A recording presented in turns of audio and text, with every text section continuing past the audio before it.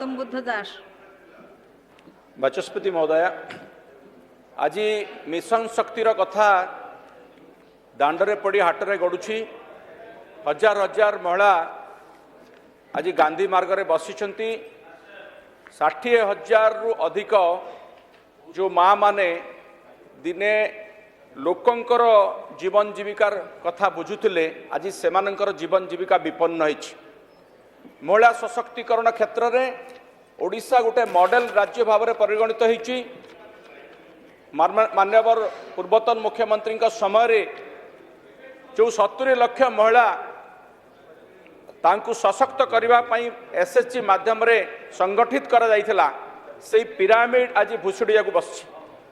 से पिरामिड रो जो शेष भाग रे जो माने रहंती, जो मानकु एसएचजी महिला मानकु ट्रेनिंग दबा, से मानको आर्थिक परिचालना करबा, ए सब क्षेत्र में कम्युनिटी सपोर्ट स्टाफ भाव में जो माने कार्य करुथिले प्राय 60,000 मुख्यतः महिला से मानकु आज 12 द्वार सुंडी पिंडा हवा को पड़ुछि।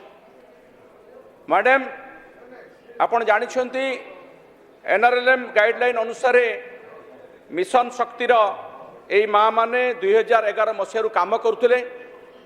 तांकु निकट रे मिशन शक्ति स्वतंत्र विभाग जो तैयारी हैला, सेमानकु स्वतंत्र परिचय मिलला, सेमानकु टीए मिलला, तांकर सैलरी बढ़िला। 2023 अक्टोबर रु सेमानकर पारिश्रमिक बढ़ी।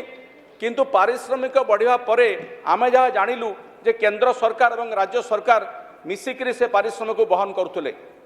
मो जानिबारे केंद्र सरकार तांकर असिस्टेंस दबा बंद कर देइचंती बोली राज्य सरकार मध्य 5 वर्षिया चुक्ति को कार्यकारी करने को जाउछंती। किंतु 60,000 महिलांकर ये जीवन जीविकार प्रश्न सेमानक भितरे आतंक सृष्टि होइछि, आशंका सृष्टि होइछि जे सेमानकर चाकरी बोधे आ रहिबो नाही। ता सहित जदि सेमानकु एई प्रकार कार्य विरत कर दिया जाए मिशन शक्ति मध्य भुचुड़ी जीव। तेणु आज समय आसी आपण रूलिंग दियंतु।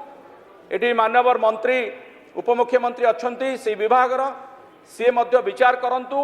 महिला माने जो मानकु नेइकरी आपण सुभद्रा योजना करछंती से मानकु राजरास्ता रे बसई तांको प्राण रे आघात देई तांको कथा न बुझीबाटा ए सरकार को पई गोटे अत्यंत संवेदनहीन कार्य होउछि। तेणु सरकार विषय सचेतन हुंतु एवं महिला मानकर कथा न बुझिले ए कार्य मिशन शक्ति तैयारी होइतला से मिशन शक्ति भुसुड़ी जीव। मैडम तेणु आमे आशा करूछु आपण